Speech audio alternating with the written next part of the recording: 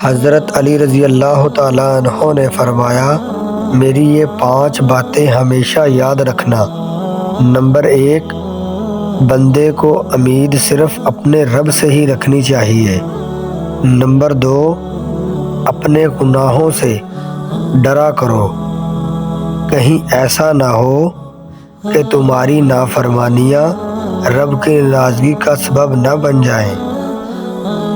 Number 3، اگر تم جاہل ہو تو تمہیں پتہ نہیں تو علم کے بارے میں سوال کرنے سے کبھی مت شرمانا۔